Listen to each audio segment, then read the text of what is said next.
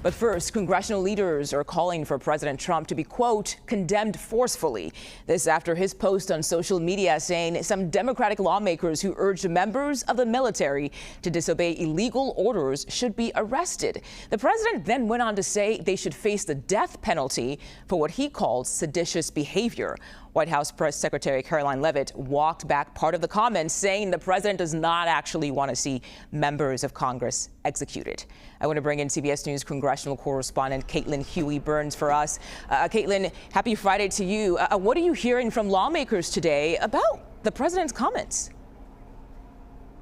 Oh, Mugo, this landed up here yesterday, and we saw a lot of outrage from both sides of the aisle to the president's comments. Not only Democrats and those Democrats who were in the video, but also Republicans concerned about that rhetoric and what it could lead to. Because, as we've been reporting all year, the threats against lawmakers have increased. Capitol Police has put out data that shows a drastic increase this year compared to previous years, and that has steadily been on the upward track over the past several years. So lawmakers up here were already under high alert, and we saw actually in that budget resolution that passed last week to fund the government was added increased security for lawmakers when they're out and about in their districts and around their homes.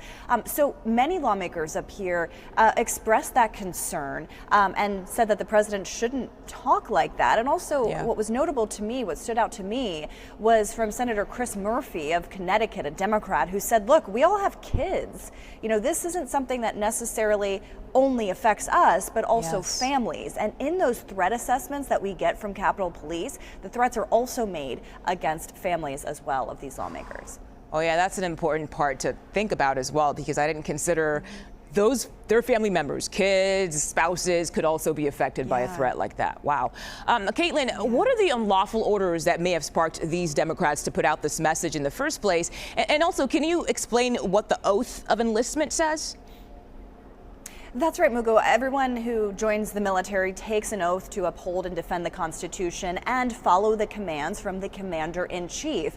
But there is a provision that also says you are not allowed to follow any commands that are unlawful. And in the video, what you heard over and over from those lawmakers was, do not follow illegal orders. That was part of what they were saying in the video. They were referring to illegal orders. Now, it's not quite clear what exactly they were referring to, or if it was, you know, the potential of something to happen in the future.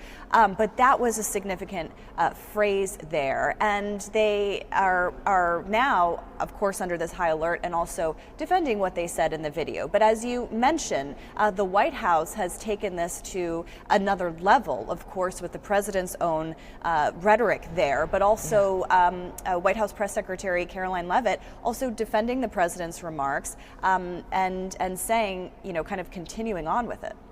Wow. Caitlin Huey-Burns, thank you so much for your time today. We appreciate it.